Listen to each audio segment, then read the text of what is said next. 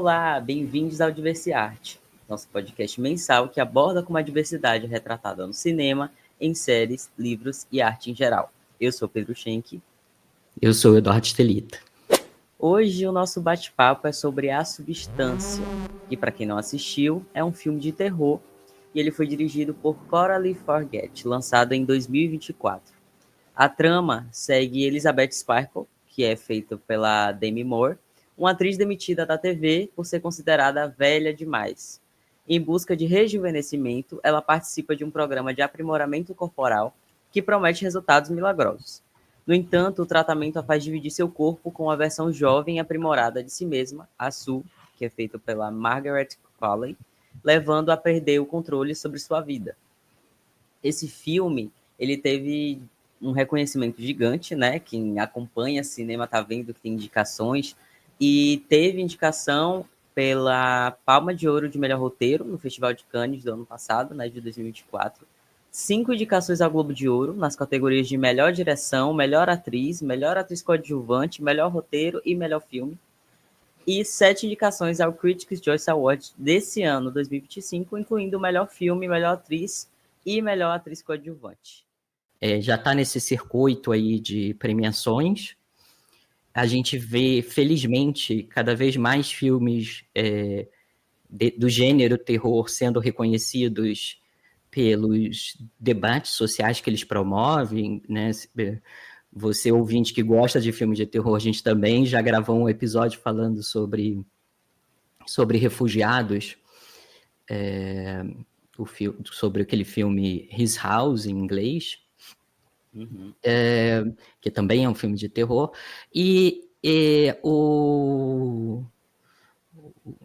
A Substância é um filme que, nossa, foi muito bom você ter dado essa dica para a gente realmente pensar tipo, como é que a gente trabalha esse tema. É um tema que a gente nunca trouxe no Diversiarte até agora, né? Um tema específico da pressão estética, mas é um filme que fala muito, né? Conversa muito. Eu gostei muito do fato que às vezes a gente, quando está analisando um filme, quando está conversando aqui, a gente fala sobre as sutilezas, né? Os não ditos, as mini sutilezas, as mini mensagens que estão contidas em uma cena, em uma troca de olhar, em um diálogo. E A Substância não tem nada disso. Substância é o oposto disso. É um filme que tipo joga a sutileza pela janela. Então é um filme que é bem direto na sua mensagem, é bem maximalista na sua mensagem, fazendo lembrar, né, e fazendo referência ao Kubrick, que a gente vai falar, né, um pouquinho mais daqui a pouco. E é um filme que, né, por essa veia maximalista, ele consegue talvez atravessar com mais impacto todo mundo, né? Ele consegue falar sobre uma questão atual, a questão da pressão estética, né, como essa pressão estética afeta, obviamente, né, o filme fala sobre mulheres, né, acima dos 50 anos, mas como esse filme atravessa uma série de questões que já não são mais tão sutis na sociedade, mas eu acho que se a diretora ela tivesse trabalhado com um filme mais sutil, ela não teria dado o efeito, né? Então é um filme que é maximalista, é exagerado, né, confronta a gente a esse lado mais, já que estamos falando de pressão estética, esse lado mais feio da nossa alma e dos processos capitalistas, dos processos sociais que alimentam esses nossos medos, essas nossas angústias, essas nossas inseguranças em relação à nossa própria beleza. Então, eu eu gostei muito disso do filme, né? Eu confesso que eu tinha um pouco de medinho de assistir, porque o meu esposo é grande fã, né? O Fernando é grande fã de filme de terror, e ele já tinha me dito, olha, terror francês, passa longe. Porque terror francês, a galera pega pesado, é muito gore, é um filme que realmente fica com você muito tempo. É, não é gore no sentido Zé do Caixão, mas é algo que gera um desconforto que persiste em você por muito tempo. Então eu fiquei um pouco ressabiado de assistir o filme, mas realmente não é um filme assim, se você não gosta, vai ter algumas cenas que são mais gráficas, né, em relação ao corpo, que você pode fechar os olhinhos, né? Eu fiz isso. Algumas cenas a gente fecha os olhinhos e vai em frente, mas definitivamente não é um filme que vai te traumatizar, nada disso. Se você tem idade para assistir, você pode assistir tranquilamente. E eu acho que eu gostei muito desse aspecto, de ser um filme maximalista, de ser um filme nada sutil, porque os fenômenos que a gente está vivenciando como sociedade de pressão estética, né, e aí só para trazer um dado, em 2018, a Sociedade Brasileira de Cirurgia Plástica afirmou que mais de 800 mil mulheres brasileiras fizeram cirurgia naquele ano. Né? A gente está falando um pouquinho antes da pandemia, talvez depois da pandemia tenha aumentado mais ainda, porque durante a pandemia muitas pessoas ficaram nas redes sociais, né? Tem também estudos que mostram que as redes sociais, especialmente o Instagram, tem um impacto sobre a autoaceitação do corpo, né? Especialmente quando a gente fala de meninas, né? Já sentindo esse impacto antes mesmo dos 13 anos de idade. Então, é um filme que pega questões que são muito permeadas na sociedade, né? Quando a gente fala de 800 mil mulheres brasileiras em um ano, né? A gente está falando de muita gente. Se não me engano, eu posso estar falando algo errado, mas se não me engano, o procedimento estético, o procedimento cirúrgico mais comum, né? Eu não sei se qualifica como cirúrgico, é o Botox, né? No Brasil. Então, muita gente mesmo está utilizando Botox e afeta de uma forma desproporcional mulheres e, em segundo lugar, de uma forma desproporcional também homens gays, né? Então, eu acho que é uma temática que eu acho que vale a pena ser escancarada, né? Vale a pena a gente não ser nada sutil. E eu gostei muito disso no filme. O que você achou do filme? E aí depois a gente, lembrando aqui também para o público, o filme, esse episódio vai ter alguns spoilers. A gente não vai dar spoiler do final, mas a gente vai dar alguns spoilers da história, porque se a gente não der spoiler da história, a conversa vai ficar muito vazia, né? Então a gente vai dar alguns spoilers da história, vai falar de algumas cenas, mas a gente vai evitar falar do final, vai deixar o final aí para vocês conhecerem. E aí eu queria ouvir de você também, Pedro, como é que esse filme ressoou para você e quais foram algumas das cenas que foram mais marcantes para você? Para não esquecer, né, enquanto você está falando sobre filmes de terror, inclusive tem muito essa questão de filmes de terror em premiação. Né, antes de eu responder o que eu achei do filme, que eu achei muito interessante isso por exemplo, o filme foi indicado nas categorias de melhor filme musical ou comédia. É o único lugar que a gente consegue encaixar esse filme.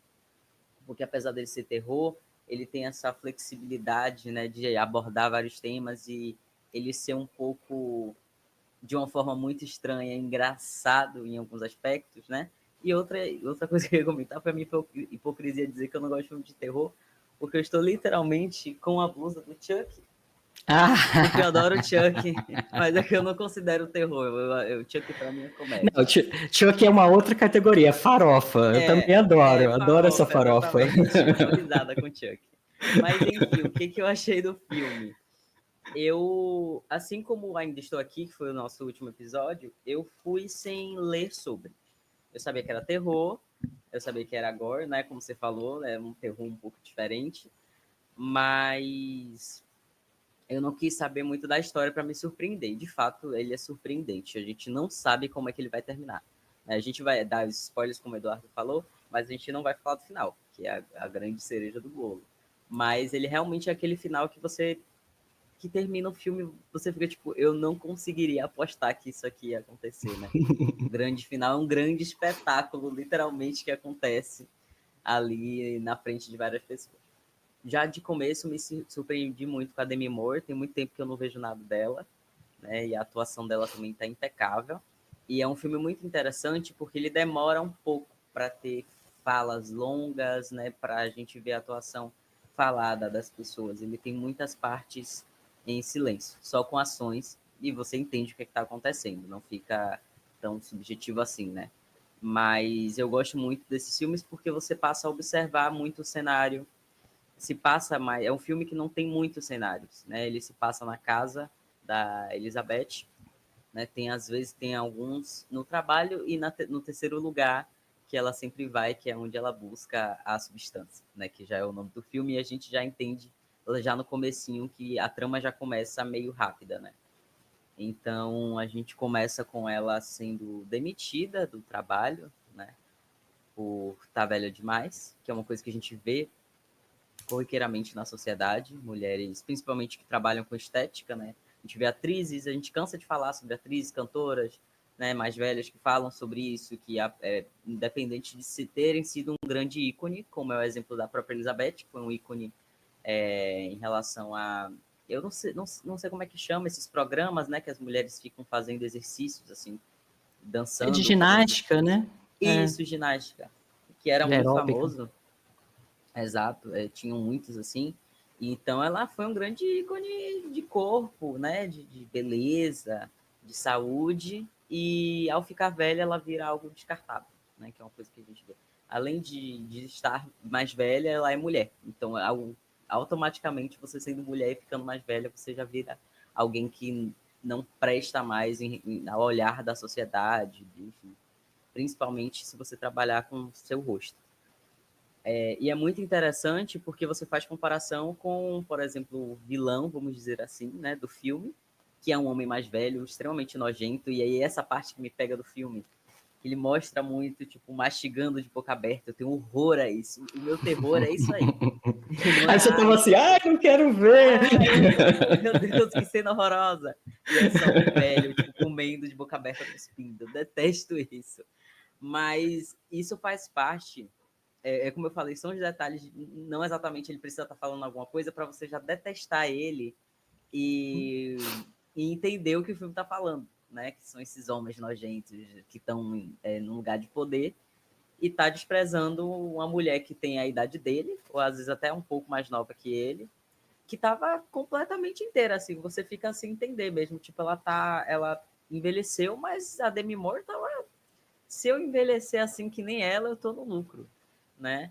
E ela tava ainda com disposição para fazer, mas não tem mais 25, então minha filha vai para casa, volta para casa, vai descansar, porque sua carreira acabou. Para finalizar, o que eu observei no começo é que eu tenho muitos amigos meus que têm medo de envelhecer.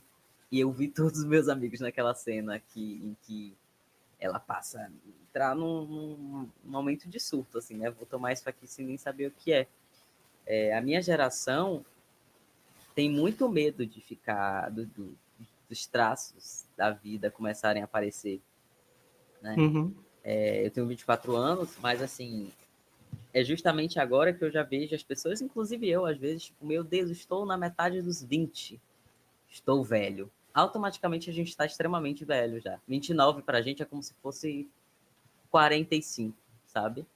E eu acho que antigamente, por não termos tanta possibilidade de fazer, seja por questão financeira ou porque era uma coisa muito distante, coisas mais de rico fazer alguns procedimentos, se tornaram tão comuns e acessíveis, que aí isso eu acho que, tipo, a possibilidade de eu poder ajustar a minha cara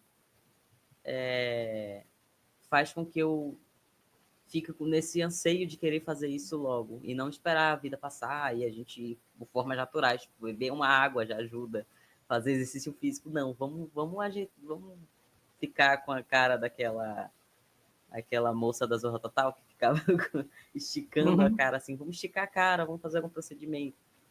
Eu acho que você trouxe assim duas coisas bem interessantes, né? Que essa dimensão de como a pressão estética, como essa autofobia, né? Essa, essa nossa resistência a nos aceitar, ela é uma experiência extremamente subjetiva, extremamente pessoal, mas os padrões são definidos pela sociedade em que você está, né? Então, esses padrões, eles, eles condicionam muito como você se enxerga e até que ponto você se permite estar numa posição degradante, né? E aí a gente vê algumas cenas assim, eu acho que marcou muito, foi a cena que e mostra como também esses padrões não são iguais para todo mundo, né? Então o filme ele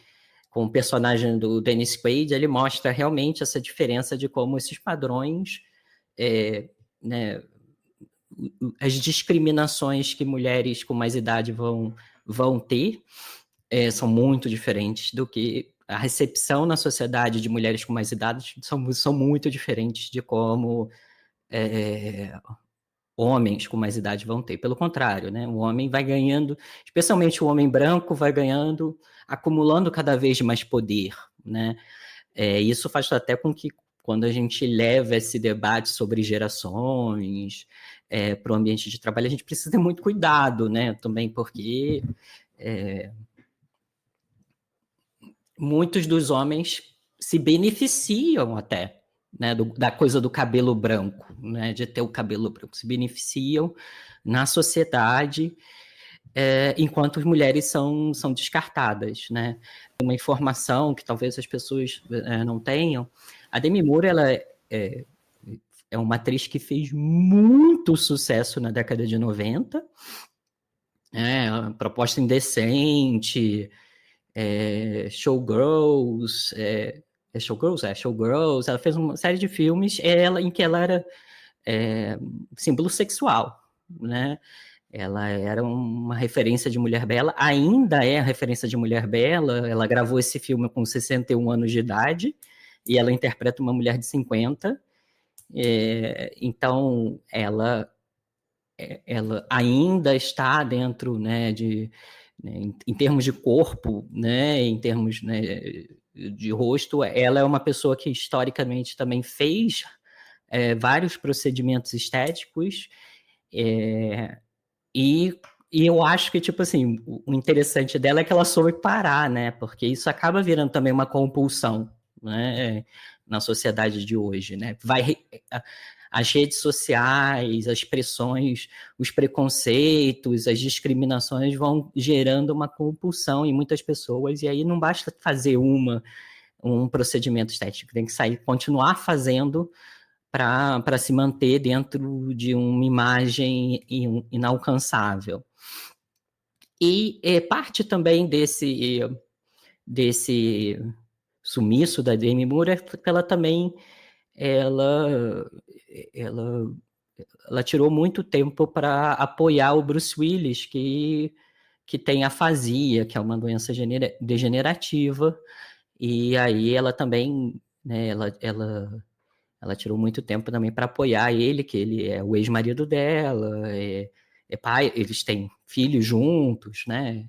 Então, também isso justifica um pouco por que ela saiu. Mas o fato é que, especialmente no contexto de Hollywood, né, depois dos 40 anos, as mulheres vão sendo substituídas por mulheres mais jovens. E eu achei, assim, eu acho que você trouxe um ponto muito legal, que quando a gente estava assistindo, obviamente a gente sabia, né? Não sabia detalhes do roteiro, mas a gente sabia que ela ia tomar substância, não sei o quê. E aí ela recebe lá aquele pendrive do médico, e aí ela pega lá, assiste o pendrive, a gente vê o comercial da empresa, e, né, o comercial da empresa, você vê, gente, meu Deus do céu, quem que vai botar uma coisa dessas no corpo? Que comercial horroroso, né? E você E ela com as duas assim, eu bolinhas. quero, traz 10, por favor. Traz 10 É, caixinhas, eu injeto todas. né? E você vê como, tipo, não precisam nem se esforçar muito, né?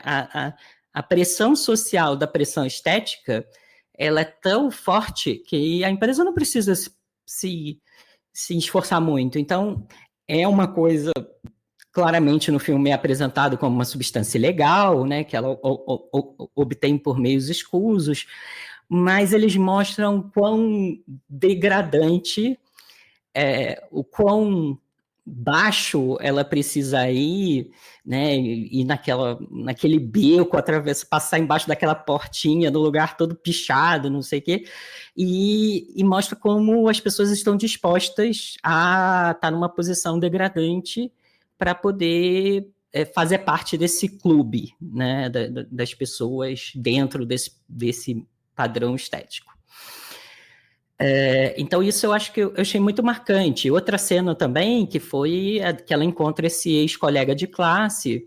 O cara claramente está totalmente fora dos padrões estéticos. O cara não parece nem um pouco ser uma pessoa muito interessante ali, né?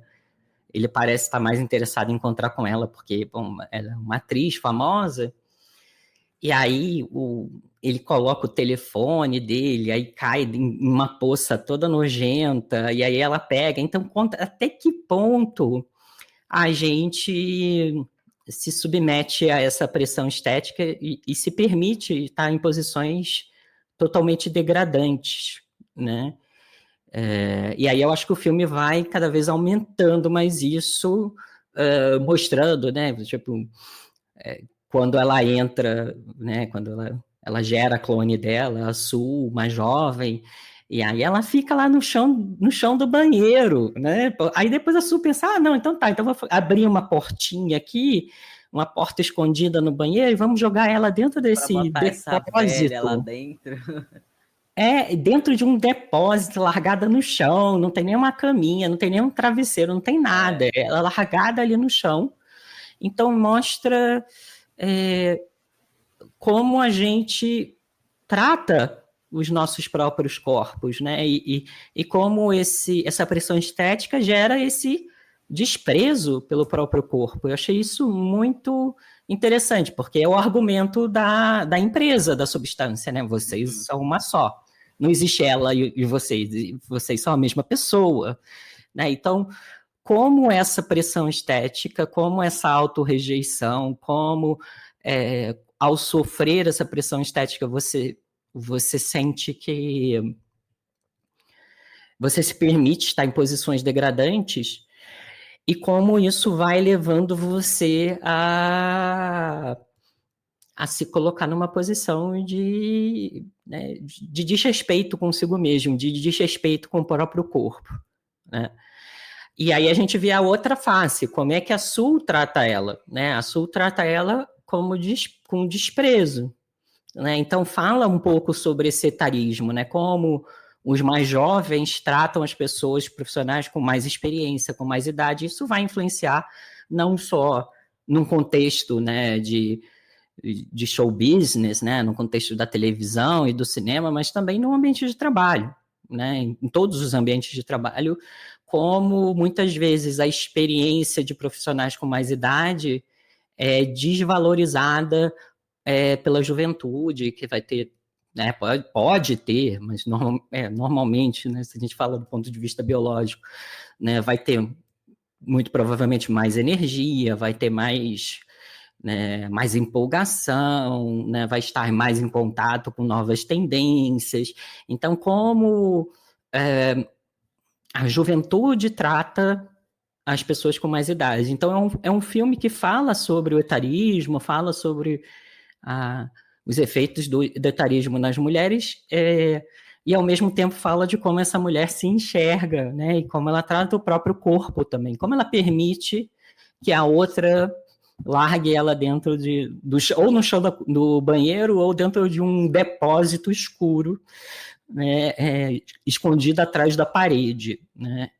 Então, eu acho que o filme é muito interessante nesses aspectos, né? Como ele vai mostrando essa dualidade que existe dentro de nós, né? E que às vezes ocorre simultaneamente. A gente pode ter um desprezo por pessoas que vão ter mais idade, por corpos com mais idade em relação à nossa idade atual, e a gente pode ter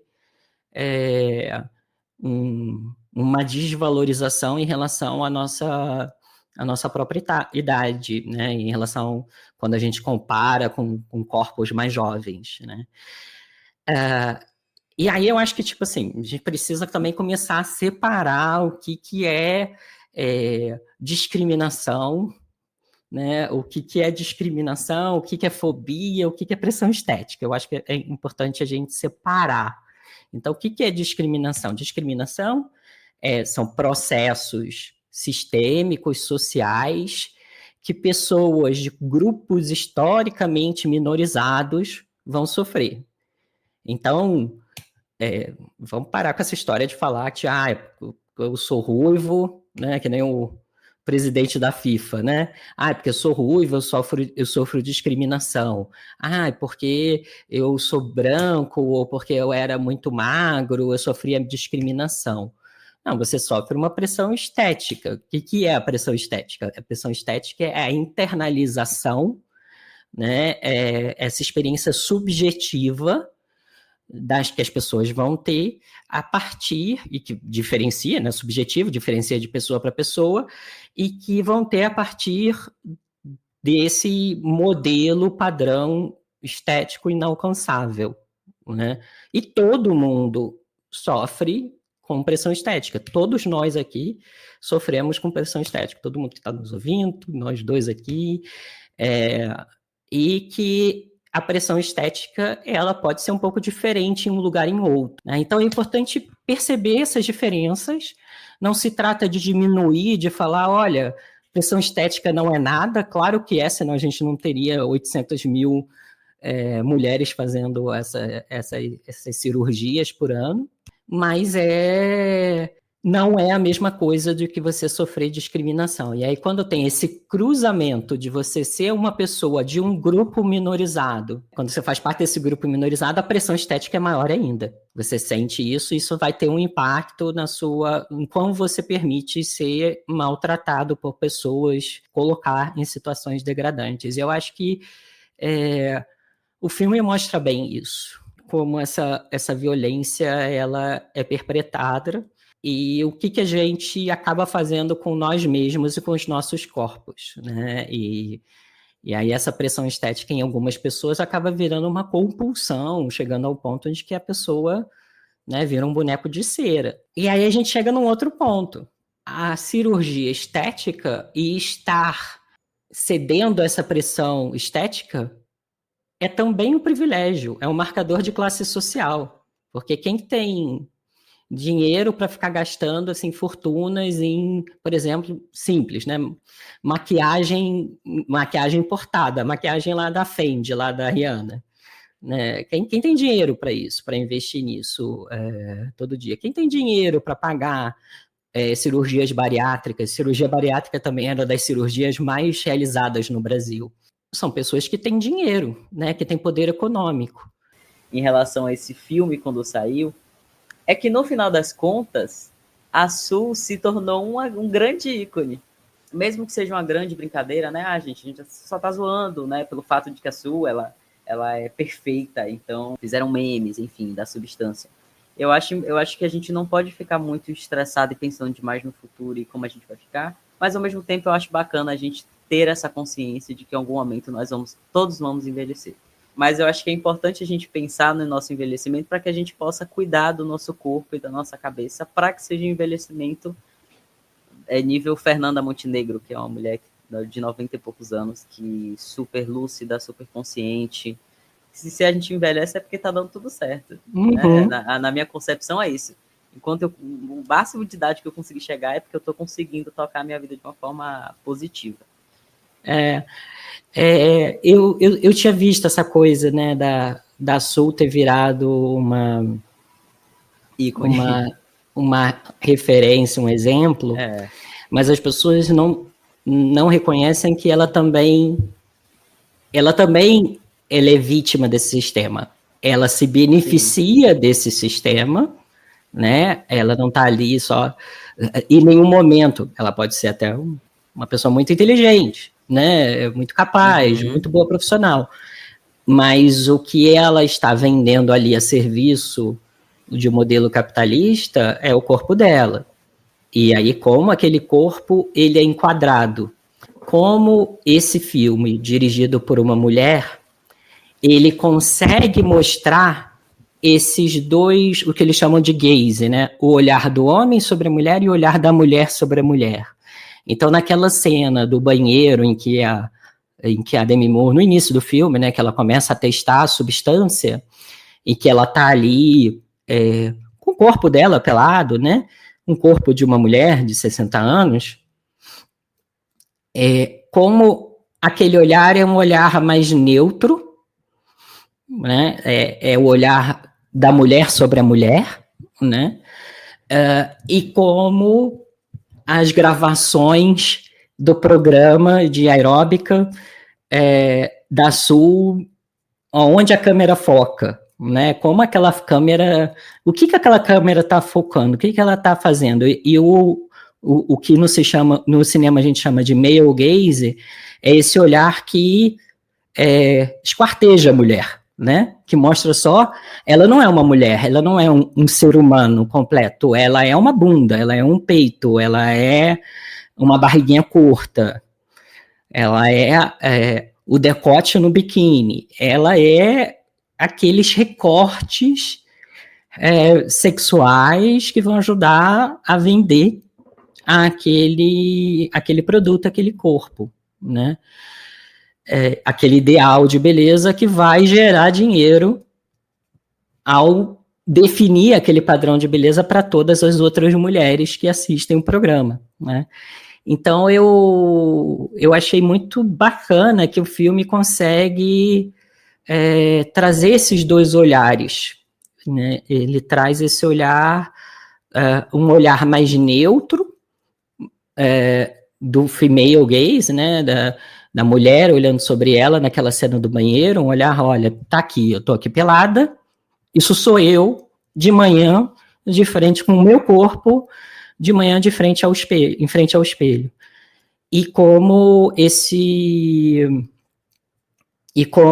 muitas vezes quando esses filmes são dirigidos por homens, eles acabam não conseguindo transmitir esse olhar na câmera.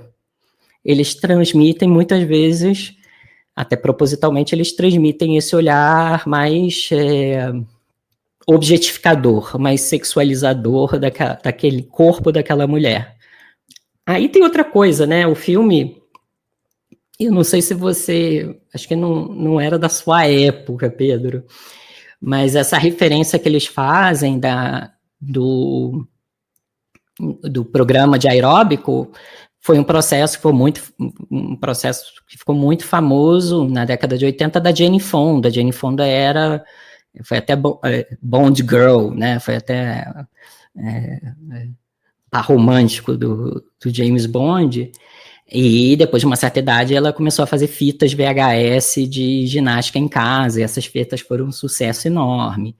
Mas é enxergado com menos prestígio essa fase da carreira dela do que a fase do cinema, né? E aí o filme começa com a estrela de Hollywood dela, que tá lá bonitinha, limpinha, não sei o que, construída, aí tem a estreia, né, o evento de estreia, e depois as pessoas começam a passar, não sei o que, aí começa a ficar rachada, né, vão aparecendo as rugas na estrela dela, e até o ponto que a pessoa derruba o hambúrguer em cima, né, usa tudo de ketchup. Então, mostra como a gente se relaciona com as estrelas do passado, e como a gente se relaciona com o nosso próprio processo de envelhecimento. E aí a gente citou algumas, mas tem outras, né? Tem a Kathleen Turner, que também foi uma atriz que foi símbolo sexual, que fazia, né, os filmes lá da Sessão da Tarde com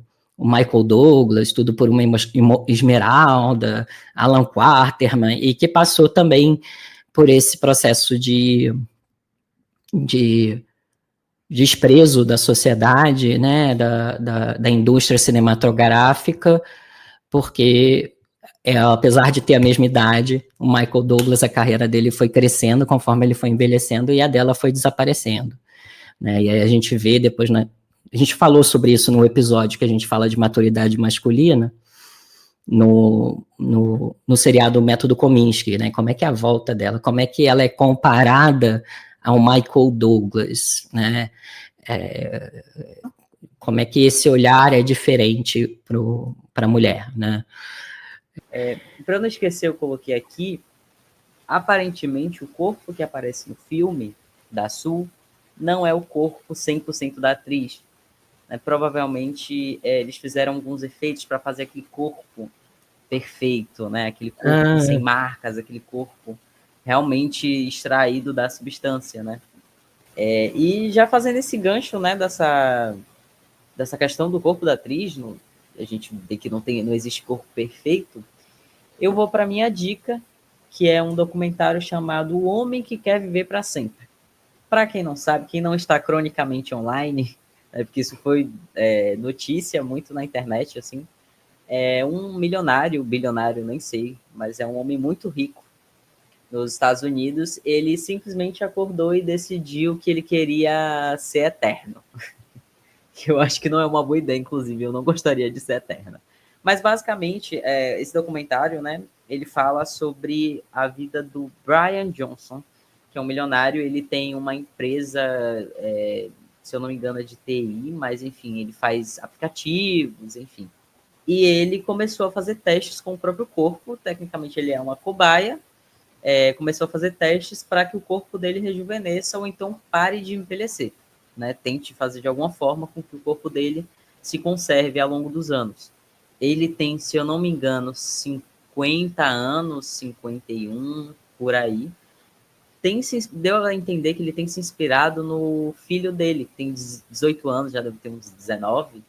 Ele faz uma correlação com a relação dele com o filho, que foi um pouco tardia, mas o ponto aqui é que ele faz muitos testes de coisas que não foram testadas antes, né? E aí é uma ironia, porque é uma pessoa que quer viver para sempre pode morrer a qualquer momento com esses testes que nunca foram feitos em humanos. Foram feitos, tem muito teste que foi feito em ratos, por exemplo, tem feito com ele, por exemplo, ele fez pegou o plasma do filho para ele, dele para o pai, e ele diz que ele consegue parar de envelhecer até uma porcentagem, né? Então ele é um milionário que consegue pagar, né, para fazer esses procedimentos. Mas por que eu escolhi isso? Esse documentário que eu achei interessante. Porque, de novo, é o medo de envelhecer, né? É o tratar o envelhecimento como algo negativo. Então ele gasta o presente pensando no futuro que ele nem sabe se vai dar certo. É bem parecido com o filme da substância, ele tomando várias substâncias para rejuvenescer, e isso está estragando o processo dele de envelhecimento. Eu conheci a história do plasma, né, que ficou famosa, essa história da transferência de plasma. Uma loucura completa, parece gordura passando um para o outro. Eu fiquei com nojo também. Muita agulha, a pessoa o dia todo se furando. Vai viver, que nada, vai tomar uma cerveja. É por isso a gente fala, o filme é gore, a substância é gore. Não, esses processos são gore, gente. Uma lipoaspiração, uma cirurgia de lipoaspiração é super gore. É uma coisa super gore. E as pessoas fazem assim, sem pensar, né? Vou fazer. Eu tenho 3 dicas. É engraçado porque hoje de manhã não tinha nenhuma, mas aí eu fui pensando e aí encontrei 3 dicas, e ao longo da conversa cheguei na terceira também. o primeiro filme é o filme A Morte Lhe Cai Bem, que é um filme, se não me engano, da década de 90, final da década de 90, início dos anos 2000. É um filme com Bruce Willis, com a Meryl Streep, e é um filme que fala sobre essa busca da imortalidade, né? Então, uma substância que as pessoas ricas de Hollywood têm acesso, né? As pessoas com dinheiro para se tornarem jovens e imortais. Então, é um filme bem divertido. Na época, ganhou até Oscar de melhor filme, melhor efeitos especiais, porque realmente tem uns efeitos especiais que até nos dias de hoje são muito bem feitos e ajudou a criar uma revolução na indústria de efeitos especiais. A outra dica é o Pequena Miss Sunshine, que é um filme também que conta a história de uma família, né, um road movie, é uma família que atravessa o país para levar a filha do casal para um concurso de Pequena Miss Califórnia. E aí mostra um pouco como é essa pressão estética dentro desse contexto que eu, Eduardo, é um julgamento mesmo, acho bizarríssimo, né? Já acho estranho tal do concurso de Miss, mas a concurso de Miss com criança eu acho ainda mais estranho, e mostra como essa pressão estética ela pode ser reproduzida assim, nesses contextos, ela pode ser maior nesses contextos, porque é uma menininha de 5, 6 anos com barriguinha de uma criança de 5, 6 anos, né, de uma barriguinha até meio quase de bebê, assim, de criança pequena, e como tem uma cena que o pai, né, que eles param numa lanchonete, a menina pede um sorvete, e o pai fala, olha só, como é que são as outras Miss? Quais Miss que você admira? Elas são magras ou gordinhas? Então é uma cena assim, revoltante que a gente assiste, a gente fica revoltado, para mostrar que a pressão estética não vem só pelas redes sociais. Então se a gente amanhã desligar as redes sociais, a pressão estética não vai deixar de existir, né? E que às vezes a gente precisa ter cuidado, especialmente nessa posição de criadores e né, pessoas que criam crianças, responsáveis por crianças, pais, mães, avós, de não reproduzir e de não ter um impacto na autoestima dessas crianças já com algumas dessas falas, né? E por último, uma última dica que eu queria deixar é um filme que eu vi, é um filme de uns 2 anos atrás, que é um filme que passou meio no circuito alternativo, meio rápido, mas é um filmaço, que se chama Boa Sorte, Léo Grande, com a Emma Thompson, que tem também uma idade parecida com a da Demi Moore já, eu acho que ela já passou dos 60, e é um filme que fala sobre uma mulher, né, que era professora de escola e que tem 2 filhos já criados, né, 2 filhos adultos, e que, né, tem uma série de tabus sexuais, e aí ela contrata um profissional do sexo, que é o Léo Grande do título, ela contrata esse profissional do sexo e mostra como que acontece nesse quarto de hotel ao longo de vários encontros entre ela e o Léo Grande, né, e o despertar sexual dela, né, para uma série de tabus e de medos que ela tinha em relação à sexualidade, a relação dela com o próprio corpo. O filme começa com uma cena também dela se olhando no espelho, né, com esse olhar de uma mulher de 60 anos olhando para o próprio corpo, né. E aí a gente volta para que eu acho interessante em como esse filme foi analisado, ele foi muito analisado sobre essa cena, né, dela pelada, olhando para o próprio corpo, e como esse etarismo, né, e essa repulsa ao envelhecimento a gente vê nos comentários e nas críticas, né, uma coisa tipo, nossa, você foi tão corajosa de gravar aquela cena, né, e aí isso passou por cima né, esses comentários, passou por cima de tudo que o filme tem a oferecer. É um filme que debate de uma forma séria e realista a profissão mais velha do mundo, do profissional do sexo, né, que sempre existiu, né, e mostra que alguns profissionais do sexo, né, certamente algumas pessoas são exploradas, mas outras têm aquilo muito bem, tem uma relação muito tranquila com o trabalho deles, enxergam como um trabalho. Então, ela apresenta esse outro olhar. O Léo Grande é uma pessoa que é muito bem resolvida em relação ao trabalho que ele exerce, né? Então, é um filme bem interessante. Se você tem preconceito em relação a profissionais do sexo, é um filme bem interessante para assistir, porque realmente confronta muitas das visões que a gente pode ter sobre esse tema.